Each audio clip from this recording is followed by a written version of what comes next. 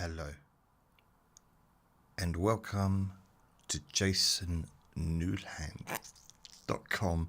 So the reason I'm laughing is because I keep laughing at the introduction. There's no reason for it other than the fact that I made a really weird face the first time I did the introduction, and ever since I've been laughing. I don't know why. I was like, hello, oh, and it just got weird after that. But I'm back. It's okay. We can all relax. Welcome to Let Me Bore You to Sleep. This is Trivia Tuesday. My name's Jason Newland, and please only listen when you can safely close your eyes. I've asked ChatGPT to bring up 100 factual trivia facts. Mind, body and psychology. So the idea of this recording, this video, is really to, at the very least, allow your mind to unwind. Let your mind unwind.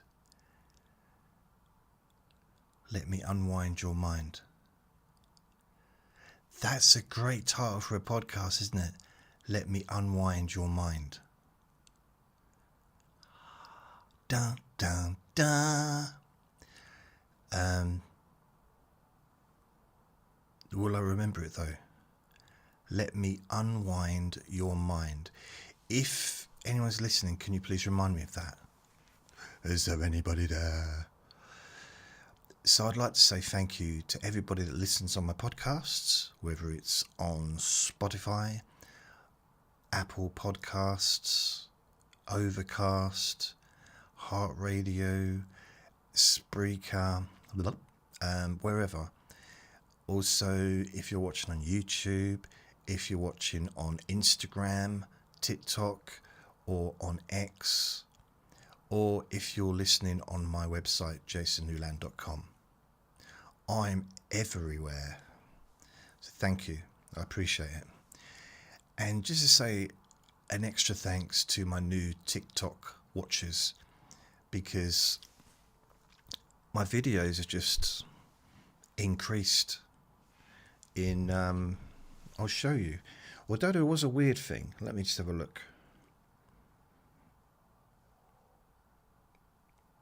Don't know if you can see this. I mean, it's not like a massive amount, but I'm trying not to hit the microphone. I don't know if you can see the amounts. I'm hitting the microphone, aren't I? Nope, that's not it. I'm glad nothing weird came up.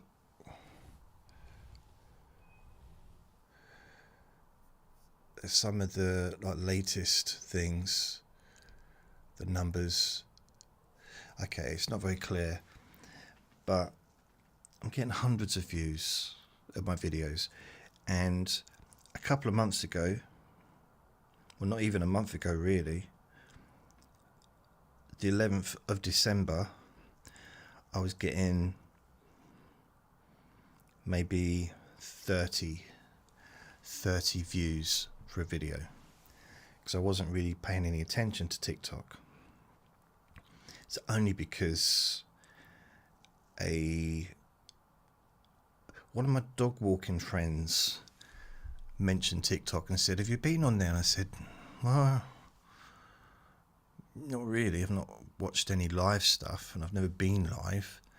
And she said, you should go on there because it's funny stuff and it's entertaining. So I went on, did a bit of research, went live a couple of times and started uploading my videos, and it's just grown.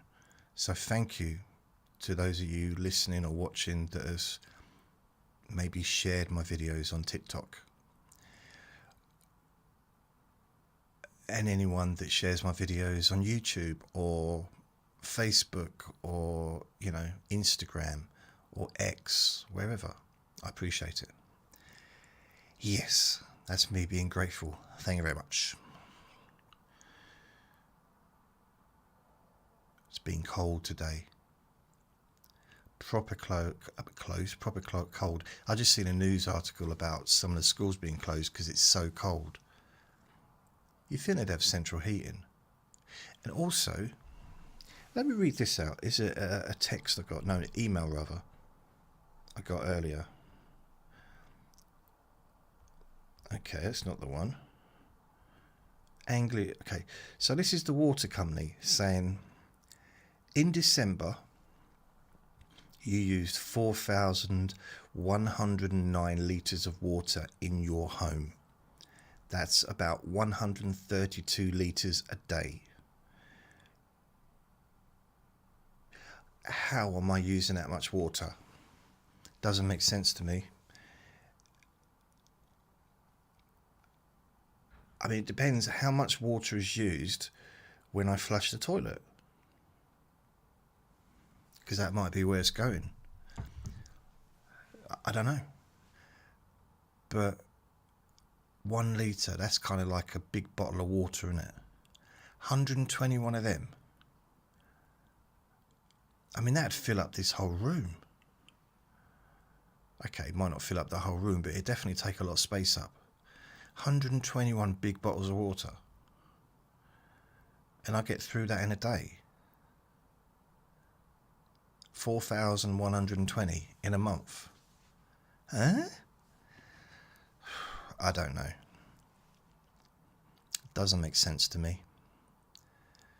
So I can't do anything about it. How am I going to stop flushing the toilet?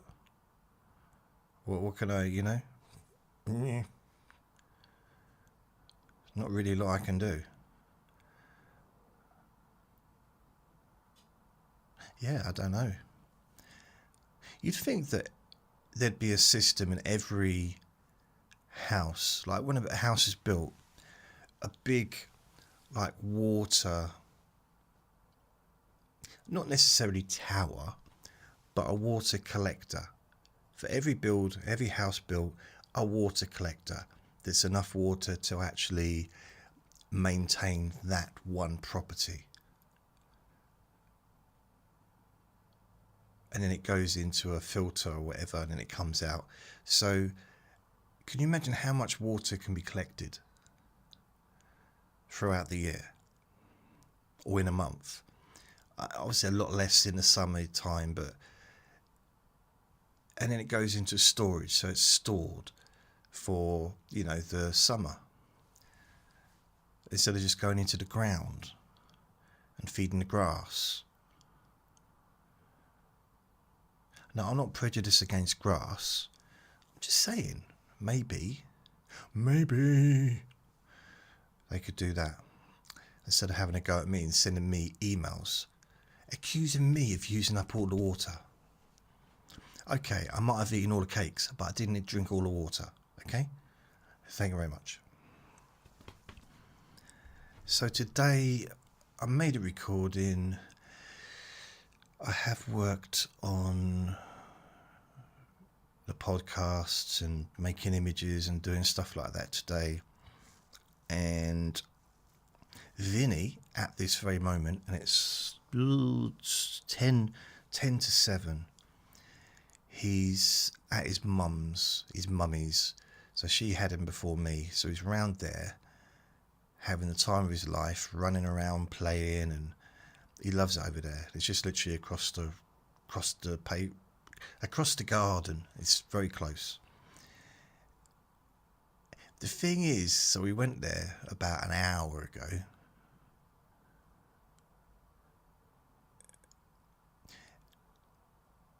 And I got to collect him about 8 o'clock, and she said, well, see if he wants to go or not. So I said, do you want to go? So I get the lead. He jumps onto the sofa. Then he jumps and he runs near her. Then he comes back to me. Then he goes to her. Then he comes back to me. So I just say, okay, fine. And I just walk out towards the front door, and he follows me. She calls him and he runs back to her. So I just close the door because we're going to be doing this for the next 2 hours. I'm pretty sure as soon as I was gone, he forgot all about me. So it's given me an opportunity to actually make a recording with no chance of him barking. He won't be barking, I tell you, he won't be.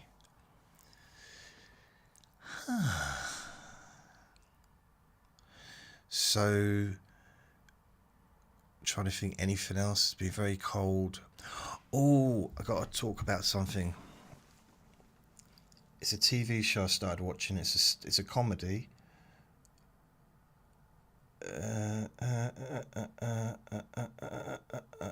No, that's not it. Wait a minute. I looked her up on... Oh, it's not there. Damn it. I actually did look at... Why does it go away? Stop it. All tabs. So be careful. I don't know what I looked her up. Right, get rid of that one. That one. That one. That one. That one. That one. Katy Perry. I don't know why Katy Perry's on there. So BBC comedy. I can't think what it's BBC.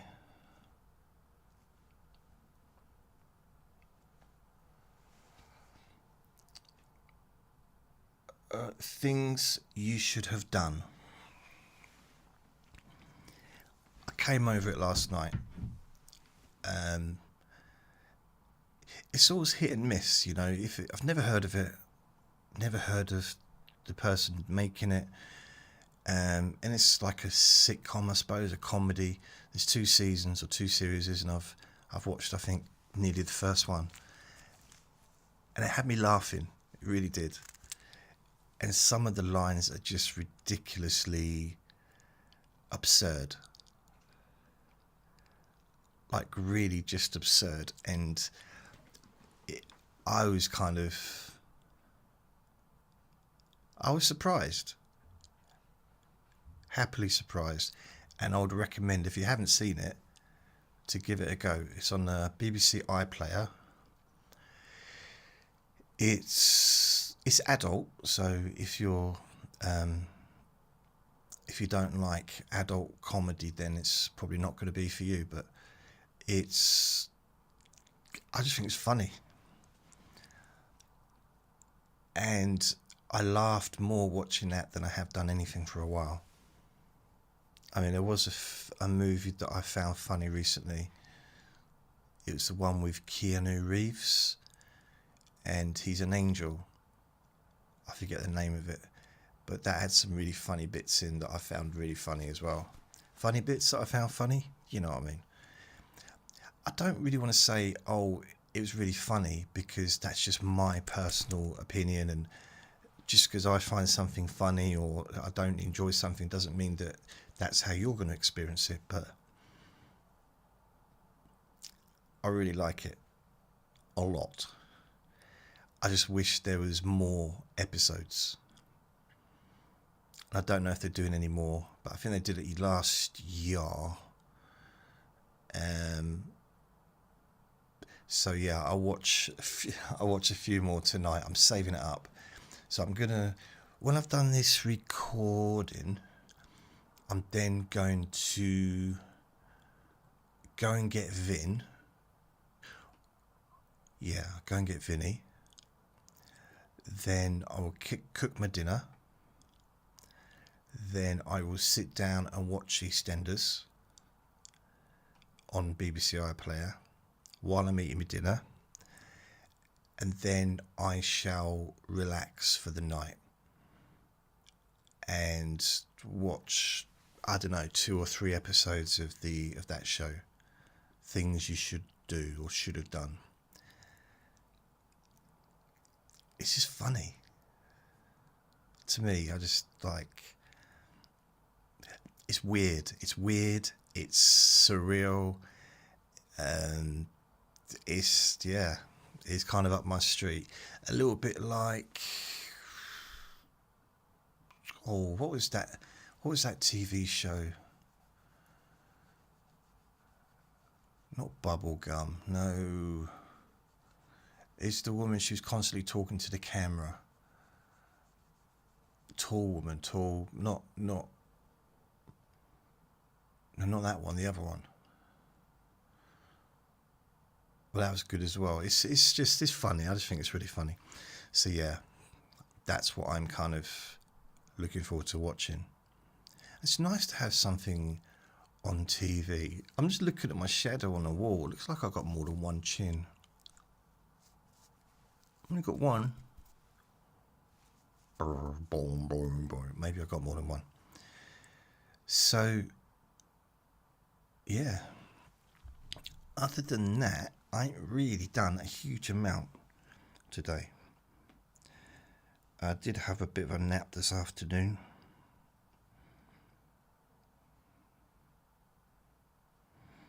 Right, okay, so here we go. Let's get on with the thing.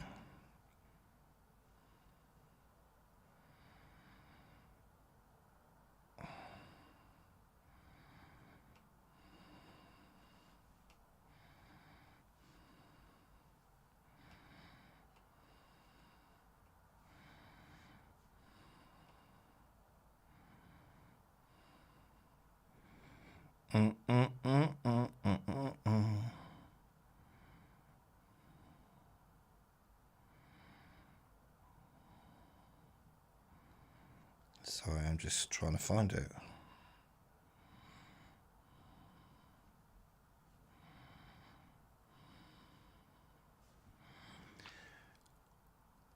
Right. Sorry, I'm distracted. That's very unprofessional of me. Oh, wait a minute. I'm not a professional, so it's okay. Chrissy sent me a message on TikTok. Love the new setup. Thank you. What I'm going to do is, you know, behind me, there's all this, it looks like a mouldy wall. It's not a mouldy wall. And the reason why, I mean, I can't prove it's not a mouldy wall, but it's not. It's just like fabric. Because I had this, I hate the feeling of that stickiness. It was the backing of the soundproofing. Now, on Friday, I'm going to get some help to put some curtains around there. I've got these black curtains, but I don't know, will that make it a bit too dark? I don't know. We'll see. If it doesn't work, I'll get some like lighter coloured, but I want to cover up this wall. But the setup really, I've got the camera, I've got the microphone for the camera, and Sebastian says stop using your razor and pretending it's a microphone. It is a microphone. And although the razor was red as well, this is the microphone for the podcast, so it's done separate. And the recording studio is behind me. So thank you, Chrissy. I'm just trying to, I wanted to do something a little bit different this year. I wanted to sort of move onwards. And I've had I'll be honest with you, I've struggled with making videos simply because of how I look. Not just that, but also that there's quite a bit of work and time goes into it, and waiting around for things to upload and to process and editing and stuff like that. But ultimately, I'm kind of getting used to how I look again, because I haven't looked in a camera and seen my face for like regularly every day for years.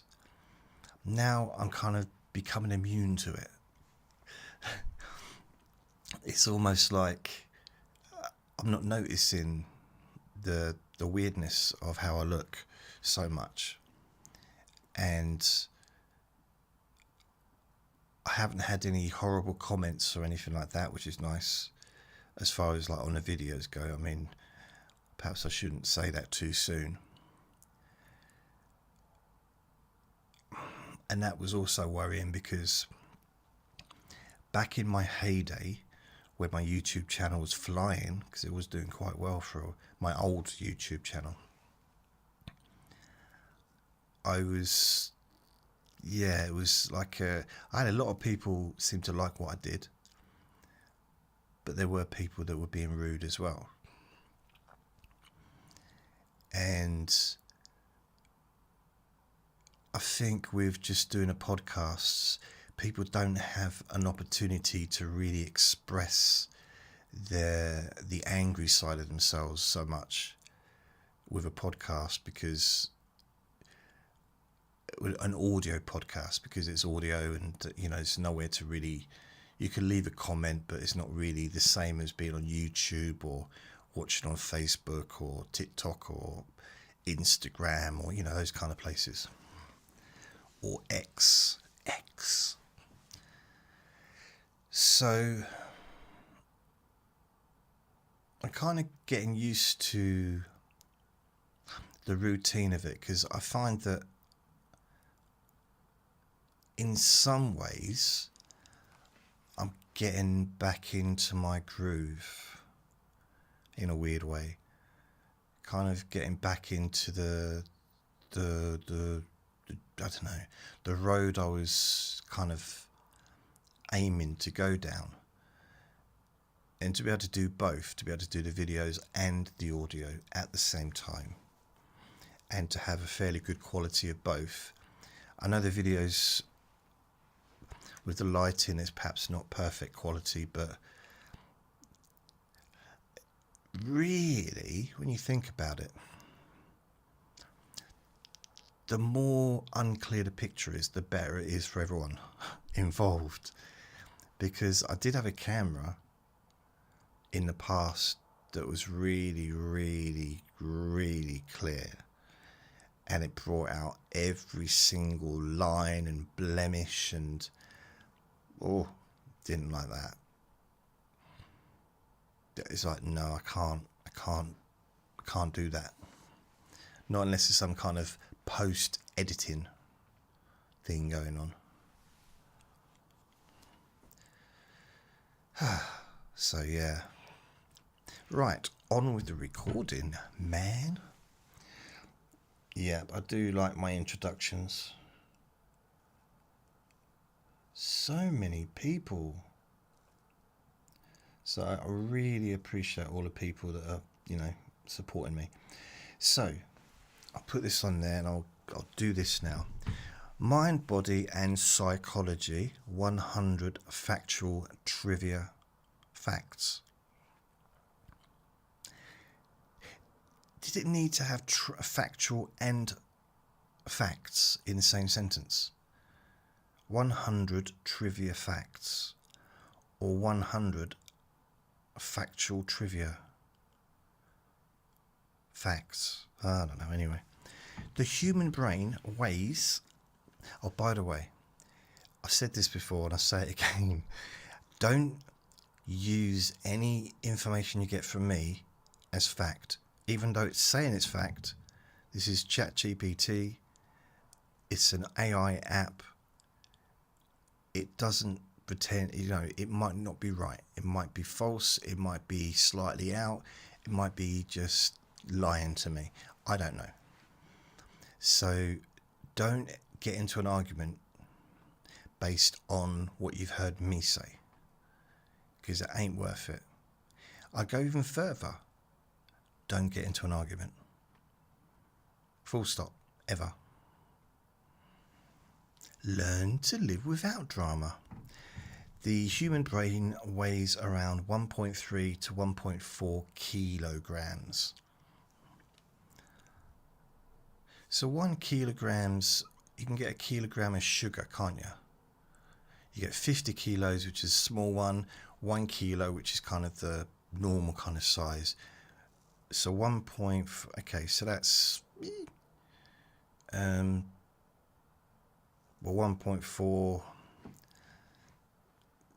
is 1 2/3. No, 1 1/4.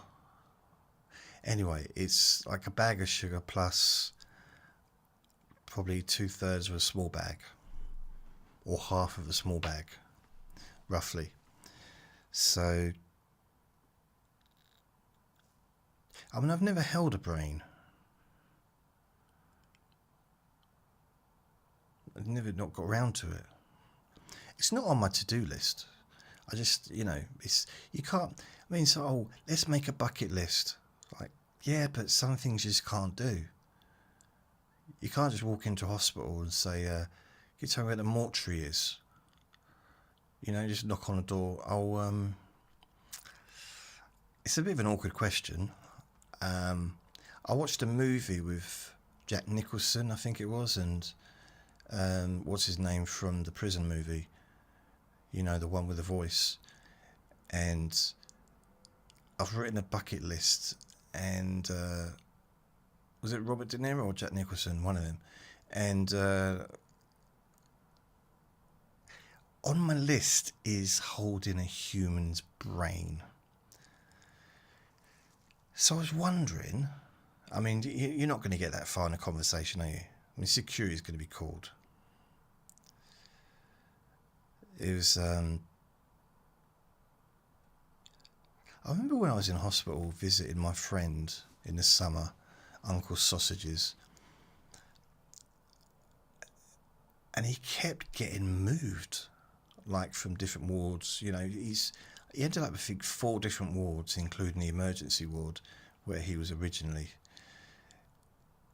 1, 2, 1, 1, 2, 1, 2, 3, 4, 5. He was moved 5 times.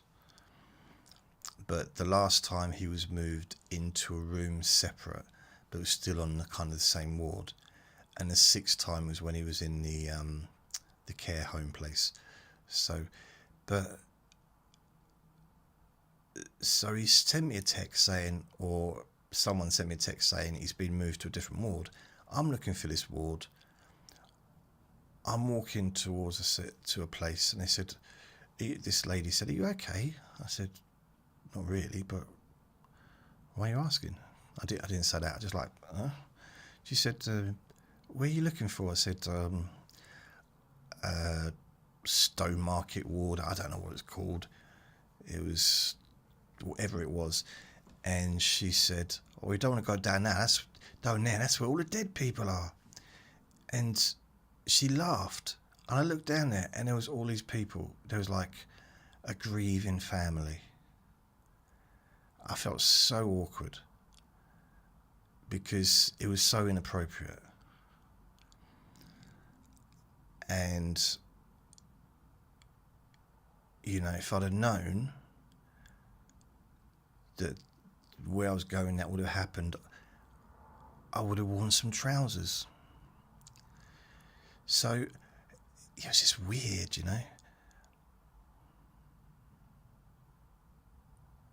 What was my point? Oh yeah, human brains. The brain uses only 20% of the body's energy. Oh, by the way, here's something I know. I studied the brain, neurology, and not actually like studied it as in going to university, although I did study a bit about the brain and psychology in my counselling degree. You know what people say? You only use 2% of your brain, We only use 2% of our brain. Imagine what we could do if we used the other 73%. And they're like, okay. You'd be able to move things with your mind. Move things, I said. Move things with your mind. Well, we do use the whole of our brain. Maybe not at the same time, but the whole brain is being activated. It's, we're not using all the energy. The brain uses 20% of our body's energy, which is quite a big thing. So when you're eating your diet or whatever, I'm not the one to really judge anyone's diet. So when you're eating that chocolate bar and the energy that comes from the chocolate bar,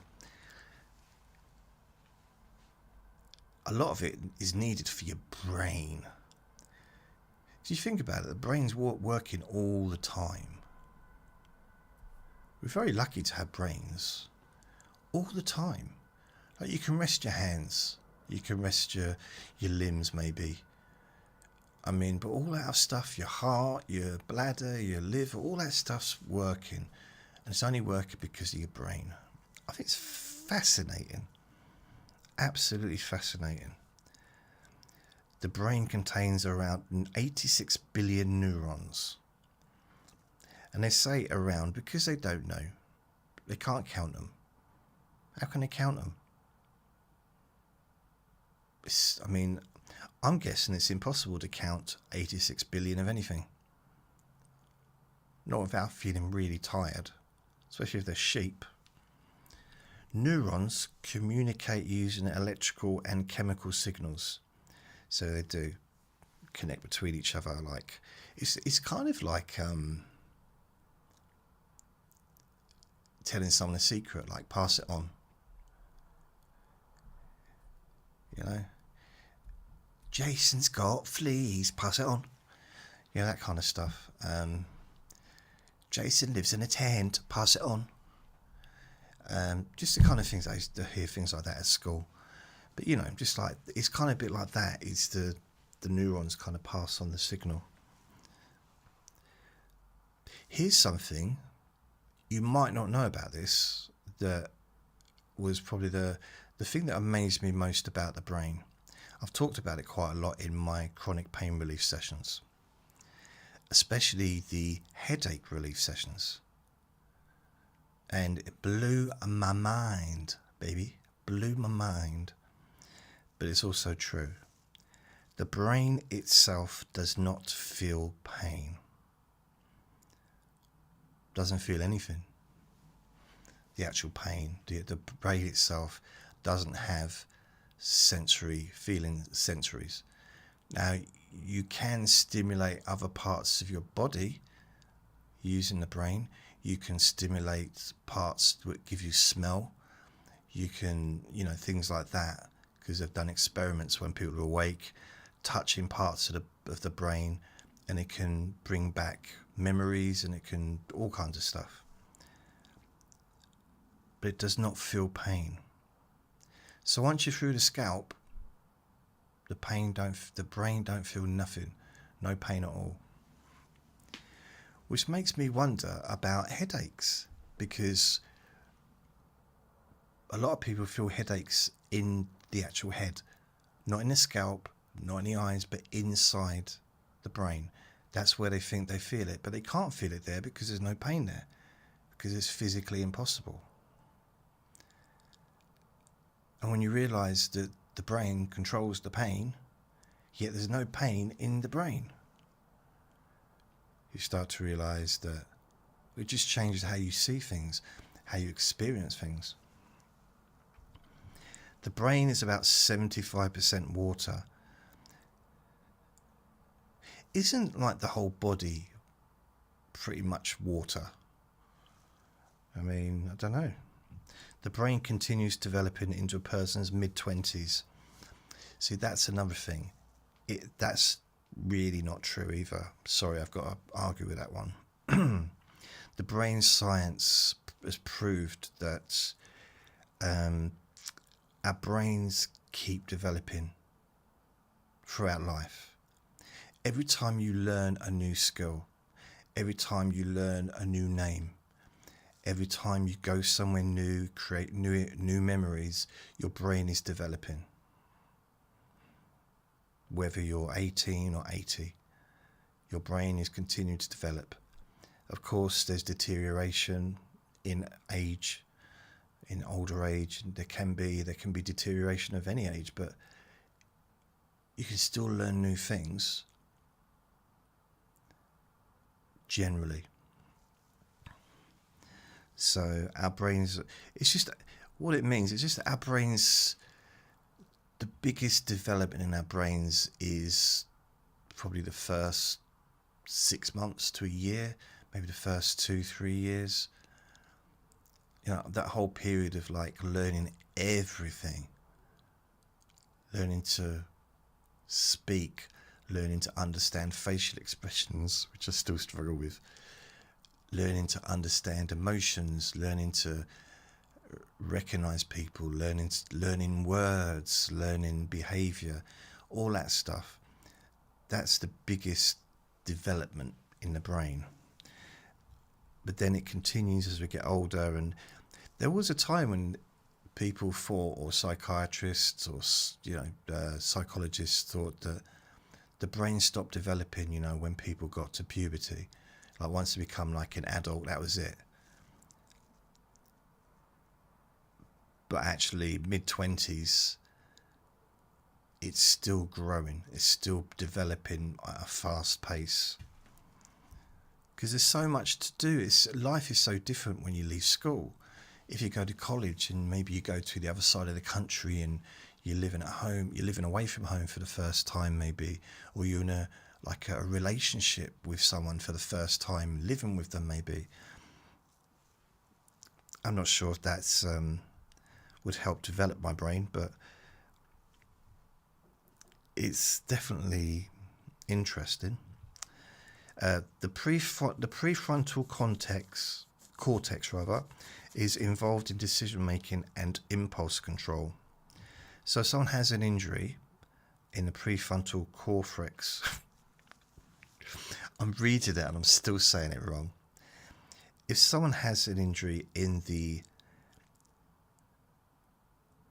prefrontal cortex, it can affect decision making and impulse control. I basically just kind of said the same thing.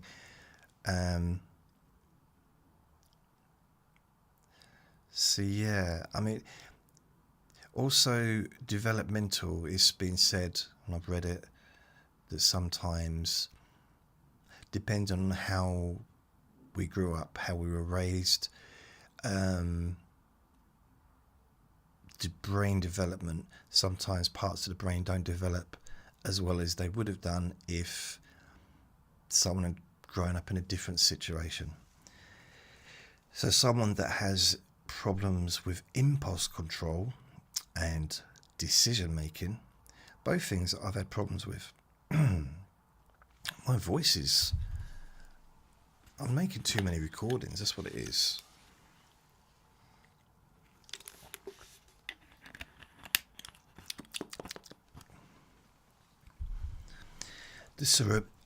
Excuse me, blimey. The cerebellum plays a major role in coordination and balance. The brainstem, the brainstem controls breathing and heart rate. So, the most important part of the brain, really, to be fair. I mean, once the brainstem's like not working, that's kind of it. But phenomenal. It's just amazing. The brain is...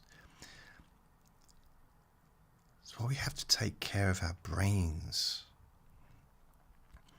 Attention is limited. The brain cannot... Let's go back quickly to... The prefrontal cortex is involved in decision making and impulse control. Now, I have, as well as bipolar, I've also been diagnosed with emotionally unstable personality disorder. Yay me!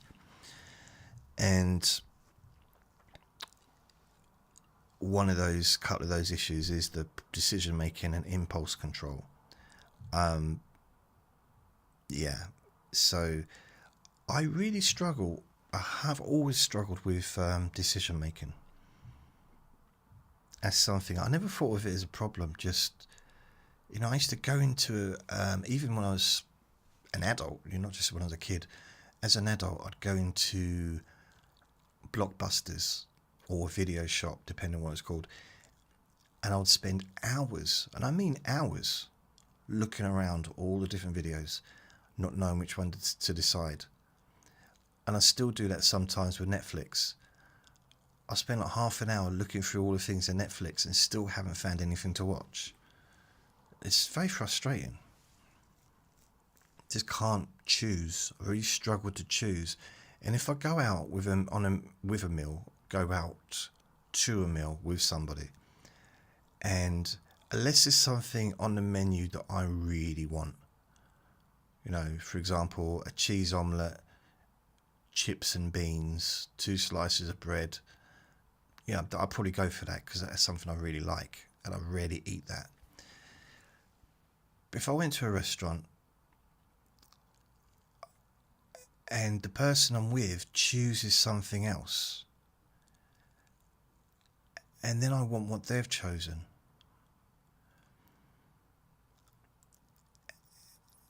And unless it's a salad, of course, then, you know, of course I don't want it. But, or healthy. Ugh.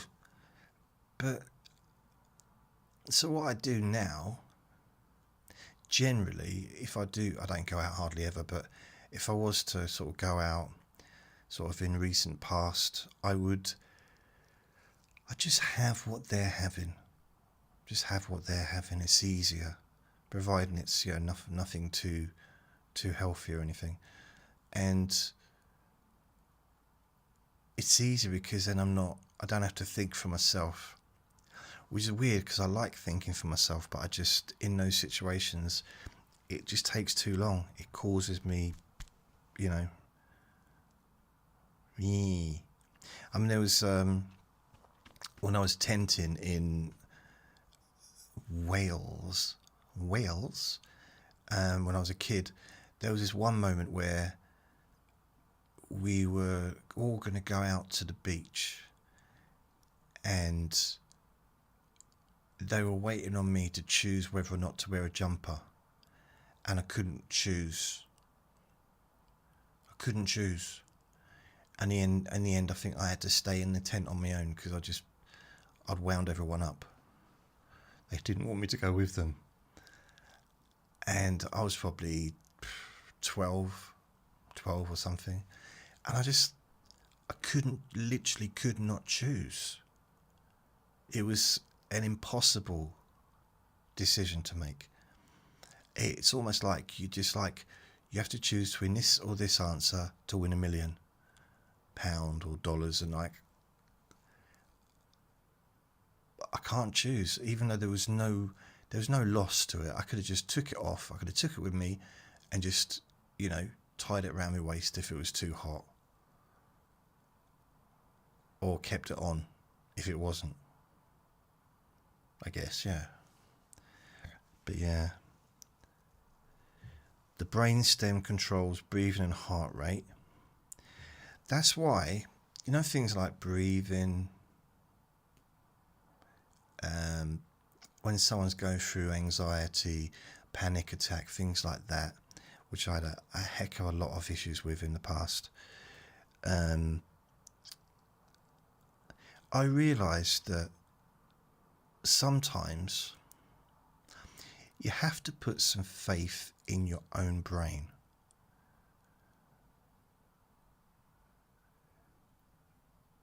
You have to allow your brain, get out of the way of your brain, because breathing is something controlled by your brain, by your brainstem. And just move out of the way. In the same way, we don't have to try and control the blood pumping around our body. It happens automatically. And the more we step back and relax, the more all of that stuff works more fluidly, more easily. So that's part of the reason why I hardly ever do breathing exercises in my recordings, because with things like anxiety, when I've been in that moment, the last thing I want to do is concentrate on my breathing, because that's the thing that I'm trying not to think about. That's just like my personal experience of it. So I noticed that, you know, when you listen to me, whether it's these Let Me Bore You to Sleeps, whether it's a short relaxation or chronic pain relief session, a long sleep hypnosis session, or whatever it is, your mind slows down, and you probably find your breathing slows down and becomes deeper. But not because you're trying to do that. It just happens naturally. And I quite like things that happen naturally. Not all things, but, you know, that one I do quite like. There was a time when I was a teenager, and every time I got on a bus or was asked to go up to the front of the classroom to write on the blackboard, Certain things might happen naturally, which didn't want to happen. But mind and cognition, the attention is limited. The brain cannot fully focus on multiple tasks at once. Not fully focus, but then the mind doesn't fully focus on, I don't think it ever fully focuses on anything, really. In a sense of, there's always going to be sounds, there's always going to be a temperature on your skin, there's always going to be the feeling of the chair underneath your bum, or the settee underneath you, or the bed underneath you, holding you. There's going to be the feeling of the breath going in and out, sounds in the background. There's always going to be other things going on. I think it's just, for me personally, that's what I think. It's just the level of focus. It can change. It can become more, like you can become more focused on my voice than you were before. It doesn't mean that you're going to necessarily lose focus of anything else. You might do. You might drift. I don't know. But some people have a better way of managing multiple things at the same time, and some people don't find it as easy. We're all different. I'm arguing with the app. But attention, everyone's got limitations when it comes to things that we can and cannot do. We've all got things that we're really good at, some things that maybe we're not as good at that we can improve on, some things that we're just brilliant at that we never even have to try. I'm trying to think of something. With me, it's probably being boring. It's a natural talent, just being boring. It's not quite what I wanted for myself, to be honest. When I left school, people were saying, what you want to do? I want to be a bricklayer. What about you? Well, actually, I want to study psychology. What about you? I want to be an astronaut. What about you? I want to be in a band. I want to travel the world in a rock band. What about you, Jason? I want to be boring. I want to be really boring. In fact, I want to be the most boring person in the world. Yeah, it wasn't my dream. Multitasking usually reduces performance accuracy. Oh, controversial. Obviously, it makes sense, but it can be controversial depending on who you're talking to. So it's not me saying that. The brain filters out most sensory input automatically. Yeah. I think it's pretty much accepted by psychologists and neuroscientists that the brain could not handle everything coming in. Our mind could not handle all of that input. So it has to block stuff out. So an example of that was if you see something happen in the street, there can be 6 people seeing something happen, and you might get 6 different versions of what happened. They could cross over. They're not going to say a car hit another car and knocked it into a brick wall. No one was hurt, but one person might say, well, it's the car in front. He braked and the other car went into the back of him. Someone might say, yeah, a cat ran out and distracted the car, and it could be different things that they noticed. Someone might be saying they were fine, and suddenly this bloke just started building a wall really quickly, like the Flash or something. But that'd probably be a weird statement, wouldn't it? There's that whole thing, isn't it? If you want to find the truth, you need both sides of the story. There's 2 sides of the story, and then there's the truth. And you're never going to get to the truth, because it's going to be like you get 2 different people's versions of what happened, like in an argument or in a relationship. It doesn't go down too well sometimes to mention that to people, especially if they're a friend, and say, well, I've only got your side of the story. But you're supposed to be my friend. Yeah, but you're a human being, and we all are biased towards our own perspective. We can't see things from the other person's side necessarily. But you're my friend. So yeah, I try not to say that to people. Humans blink around 15 to 20 times per minute. 15 to 20 times, really?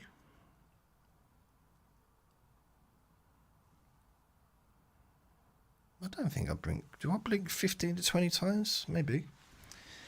Daydreaming involves the default mode network in the brain. Okay, it's standard, just drifting off. It's... Sometimes we need a bit of stimulation. Sometimes we need to daydream. Memory is reconstruction, not a perfect recording. Yes, that's why really people remembering something. You know, I've got memories, and I realised after looking into it that it's a mixture of different memories all in one, and that's annoying. It annoys me. So it doesn't mean that your memory, you know, you say, well, I remember what happened 10 minutes ago. Yeah, that's probably not going to be it's going to be reconstructed, but it's going to be pretty accurate.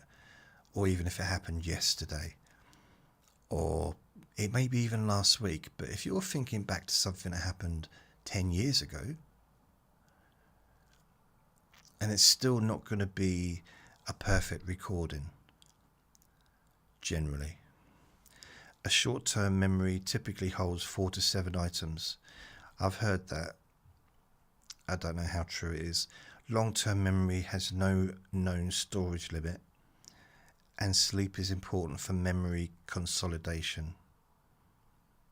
Yeah, I mean, sleep is just important generally. Forgetting is a normal brain function. Yeah, I'll go with that. I'm glad. Doing these recordings, the Let Me Bore You to Sleep, because I talk a lot about the past, I talk about my life and things that have happened, I think it's helping me with my memory, although there is quite a lot that I've forgotten. The problem with forgetting things is it's hard to get them back because you've forgotten them, and you've forgotten that you've forgotten them.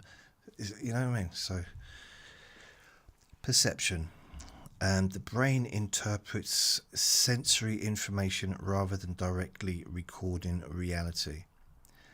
So, again, by filtering what's going on, because there's too much sensory data for the brain to handle, for the mind to handle. So, and then it kind of reinterprets it. Doesn't feel like that though, does it? In real time.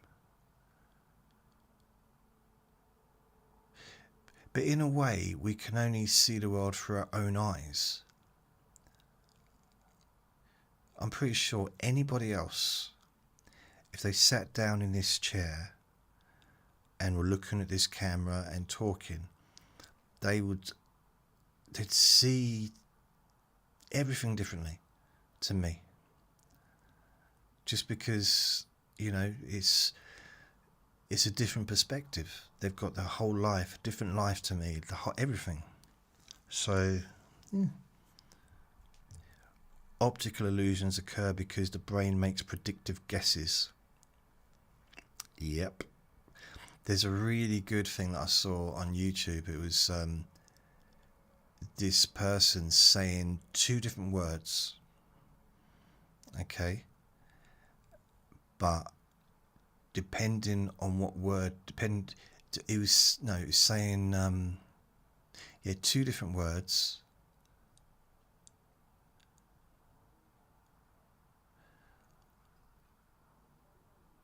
Or one, I can't forget it. That wasn't a very good description, was it? 2 different. Basically, it's like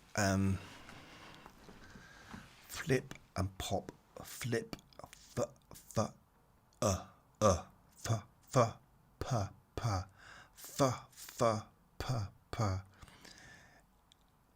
And whichever word they give, it shows you, and you can hear the f, p, p. But it's the same audio for both. So it's fa, p, p, fa, fa. And then they show the person going pa, pa. Then they show fa, fa. It's the same sound. But because you see the one go like that, you automatically add the f or the p. But it's actually p, p the whole way. It's just that's the only sound it is. But when you see the person go like that, you hear f instead of p. It's weird. It's very, very... I described that in the worst possible way. Even I didn't understand it, and I knew what it was. The brain prioritised visual information over other senses. I don't know if I'd agree with that, but maybe, I'm not an expert, but I'm an auditory person. I'm affected by what I hear. I'm affected by what I see as well. But really my visual... See, if I'm watching a comedy, it's what I hear rather than what I see. It's the verbal stuff that makes me laugh more than the visual, depending on what kind of stuff it is. But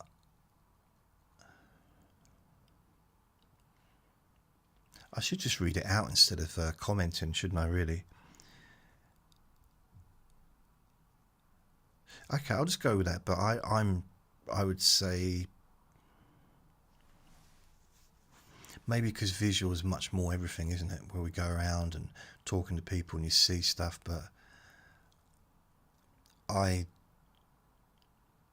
get more from people's voices than I do from their visual, because I can't tell what someone's thinking or what they're feeling or the emotions or anything. I can't mind read. Apparently everyone seems to be able to mind read. I can't.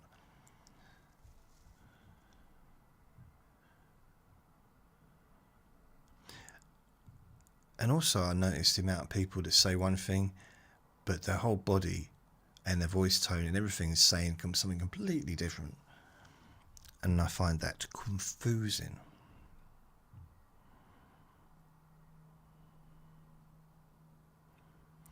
I've noticed that on TikTok, actually. I watched a few people live, and there's one person on there, well, there's a couple of people, and they were having a go at somebody, but they were smiling all the way through it. I mean, that's passive aggression, like on a high level, I guess, but a real, like, smiling, but just saying this, I don't know. It's almost like not being in tune with themselves, not really knowing, maybe not knowing how they're feeling, but potentially, I don't know. I find it interesting. Humans can distinguish millions of colours.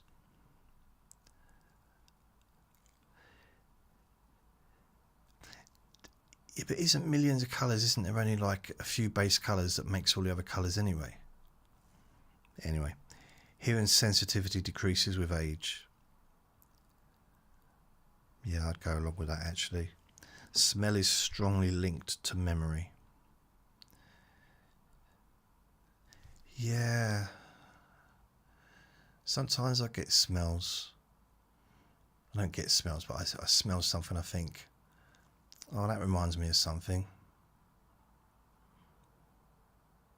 That wasn't a very good example, really, was it? But, you know, occasionally, one of the smells that reminded me of my childhood was the trains on like Euston or King's Cross Station, like the old trains, and they had a certain smell that was like in the 70s, and wow, I'm old. And I used to smell them like in the 90s. Probably not around anymore, those trains, but like, and sometimes I'd go and stand on the platform and just not relive my very early childhood days, but kind of get into that feeling of standing on that platform with my two brothers and my mum with suitcases waiting for a train late at night, seeing the big clock up, you know, I think it was Euston or King's Cross, one of those big train stations. No one else around. So yeah, just, and maybe the sounds of the whistles, because they used to have whistles back then. Even probably 20 years ago, maybe they still do, but they do a whistle so all the doors are closed, and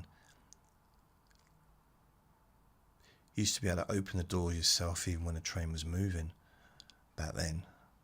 So, you know, you could wait and almost get off the train as it was pulling up. Not the brightest thing to do, but time perception changes depending on attention and emotion.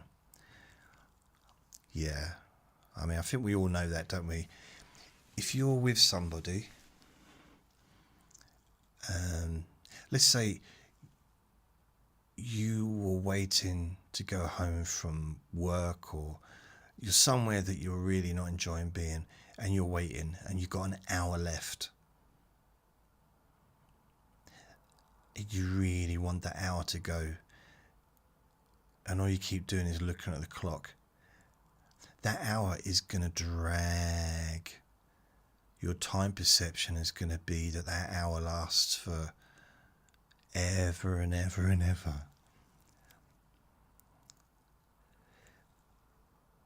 But if you spend an evening with someone and just really enjoying yourself and having the time of your life, maybe you're just chatting, watching TV together, whatever. Was it Netflix and chill? I don't know. Just the time will go so quickly. That's why, you know, when people are happy, the time goes quickly. And if you want time to slow down, get married. There's a joke there. Pain is processed in multiple brain regions. It's processed in the brain, yet there's no pain in the brain. So that's another thing. I think, you know, until I don't know how many years ago, people thought that you got a pain in your leg and that's where it was. That's where the pain was. And that's where the pain came from. But it doesn't. It comes from the brain. So when you realise that actually that's a danger signal, and when you realise that you're not in danger and you don't need to have that physical discomfort. A good example of that is a little kid. Probably all seen this, whether it's your own kid or your brother and sister, or just seen it at some point. A little kid will fall over, like a toddler, 3-year-old, 4-year-old, 5-year-old, whatever. They'll fall over and they look up to the parent or to the adult to find out whether or not to cry or not. So if you go up to them and go, "Oh, little JJ, what's happened? Oh no," and like make a big fuss, chances are they're going to burst out crying. If you laugh and do it, you know, turn it into a joke and like, "Oh, what did you do?" Like, there's a good chance that it's going to get up and just carry on playing or laugh. Of course, if their legs start hanging off, don't laugh. I'm not only do that in event, if there's no physical harm, obviously. Why didn't you bring him to the hospital? Well, he was laughing. I'm very interested in pain. I've been studying chronic pain for decades, actually, weirdly enough. The first time I started reading up and studying hypnosis, the thing that really, two things that grabbed me most of all about hypnosis. First one was it can be used to relax someone. And relaxation is something that so many of us need in the world. And I'd needed it in the past. And I thought also, so I can relieve someone's physical discomfort. And it wasn't just that, it's the idea that you can change a physical feeling, decrease it or increase it. So if it's pleasure, you can increase it. If it's discomfort, you can decrease it. And that, I found that interesting. And then I discovered that actually you can move physical feelings around the body. So something might be in your left leg, your left knee, and you can start to kind of move it, and it can move over to your right knee. Maybe it can, like, the feeling can split in half. So instead of being in a lot of discomfort, you can just be in mild, not really a big deal because it's split between the two. It's almost like if you put a big bunch of salt into a cup of water, you're not going to be able to drink it. But if you pour that big cup of salt into a swimming pool full of clean water, you're not going to taste the salt, are you? I mean, if you're there underneath the water with your mouth open where the salt's being poured, yeah, you're going to taste it. But that would be weird. That ruins the story. But generally, all that water will dilute the salt to the point of not being able to taste it. And when you start spreading out a feeling, if you're not purposely increasing it, can just... Dear Jason, your Let Me Bore You to Sleep seems to have turned into a lecture. This isn't a TED Talk, you know. Sorry. What can I do? It's a subject I know about. I know a little bit about. Pain perception can vary between individuals. See, now we're going on to stuff that I don't know about much, like the nervous system. The autonomic nervous system controls involuntary functions. I mean, I just find that amazing, just that there's all this stuff going on and we ain't got to do nothing. We haven't got to do a single thing. It's like a self-driving car. All we've got to do is just put in the fuel and just take care of it. Make sure that it's clean. Make sure that it gets regular runs, the exercise, whatever, and gets regular checkups.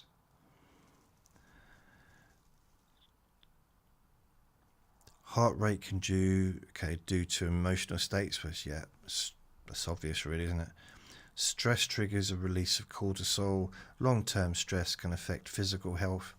So yeah, just like long-term physical whatever can affect stress. I guess it's kind of like a balance thing. One, like how you physically feel when you're getting relaxed. When you start relaxing your body, your mind starts relaxing.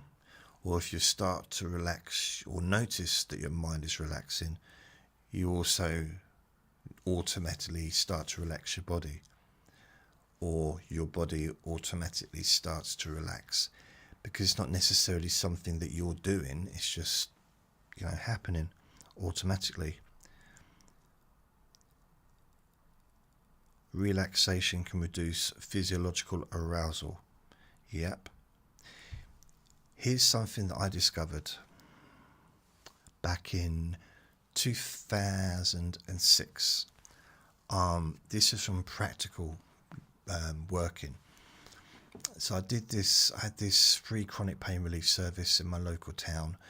I was going around people's houses, and eventually I rented a room on a Saturday morning, like in a therapy place, and I was seeing people for free for chronic pain. Basically, they come to me and I'd do some hypnosis, find out what's going on, and try and reduce those feelings of discomfort. And after doing it for a while, I realised the one standard thing that worked with everybody, because I got 100% success rate according to the feedback. Of course, they might have lied, but you know, everyone said that it helped. And the one common denominator was this, that relaxation equals pain relief or equals pain reduction. Relaxation. So the more relaxed someone became, the less problematic that part of the body felt.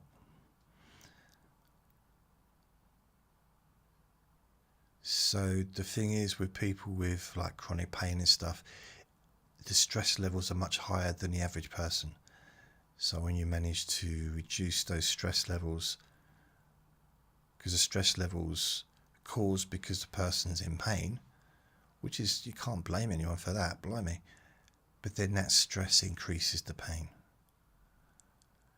So by reducing the stress, the pain also reduces. And then because the pain's reduced, the stress reduces even more. You know, so it's quite cool.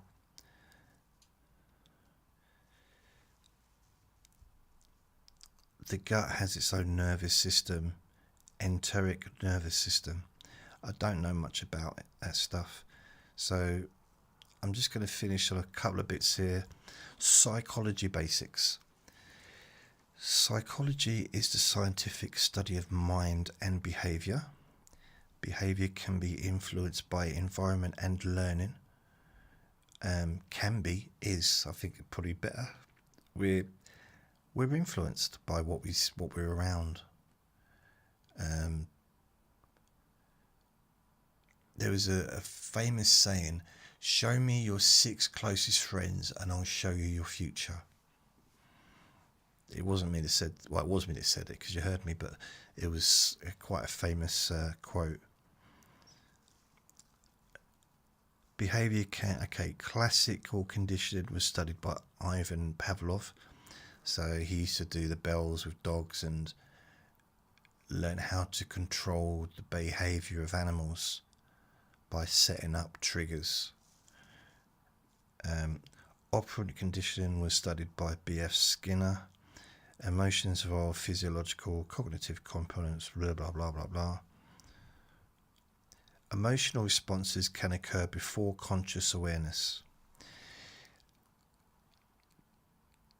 It kind of goes against cognitive behavioural therapy a bit, that I think. There is a gap. I mean, this is what I've learned with meditation, with cognitive behavioural therapy, with counselling, with psychotherapy, that there is a gap between something happening and something feeling it. So an emotional, like, we can get to the point where we do have conscious awareness before an emotional response. We can get to that, but sometimes it takes a while, it takes a bit of work and a bit of observing ourselves. I did a lot of that in 2004, trying to notice how I was feeling more of the time, and if there was a certain behaviour that I didn't want to repeat, I would work on that and try and get a sense of how am I feeling before that behaviour, how am I feeling before, so instead of how am I feeling before I act out on that behaviour, how am I feeling before I stop myself from acting out on that behaviour? Then how am I feeling before I'm starting to want to do that behaviour? And eventually it comes down to how am I feeling?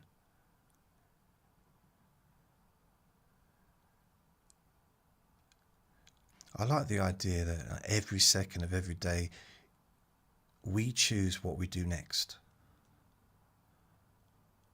We're not puppets. If I was, I'd like to be Kermit, which kind of took away the seriousness of that moment.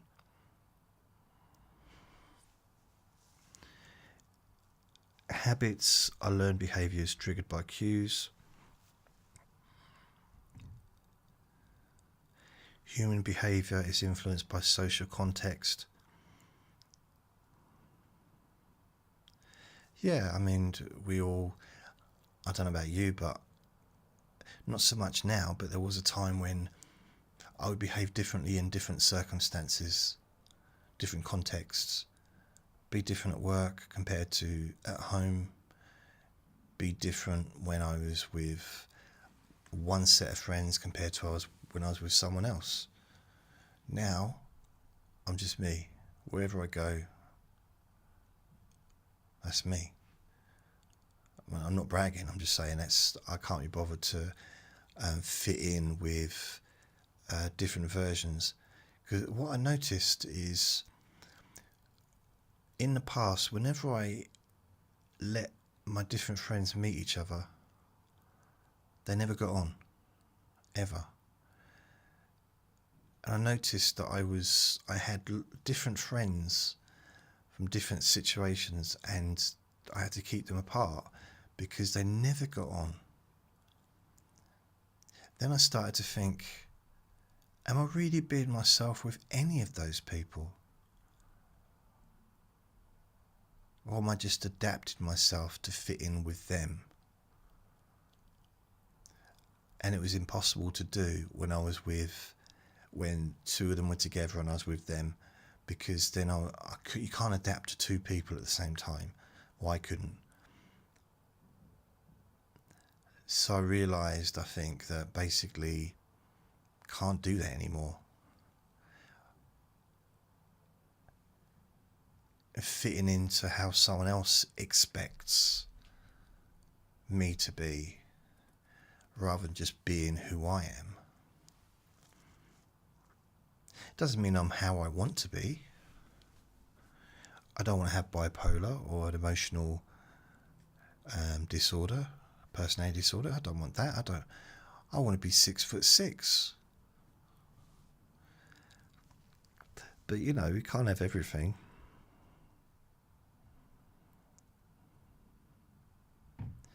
It says here, personality traits show relative stability over time.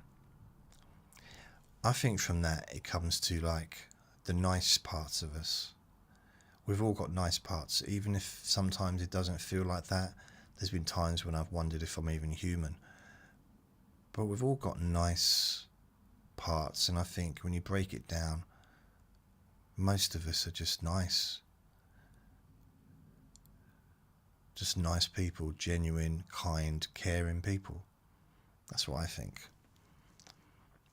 And I'm not coming from a life of everything being good. What do they call it? What's that word? When you're seeing through rose-coloured glasses and everything's wonderful, blah. No, I'm not coming from that. I'm not going to start singing a spoonful of sugar. I'm not. I'd like to, but I'm not.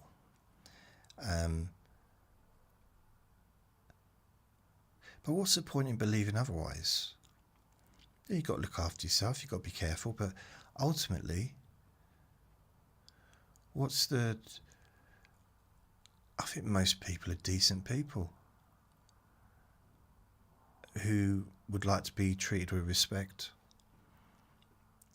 be treated equally, and have other people be kind to them.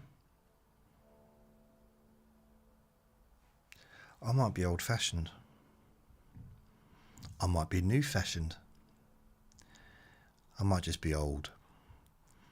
And on that note, I didn't get through all of them. Let's see if I have anything I've just missed.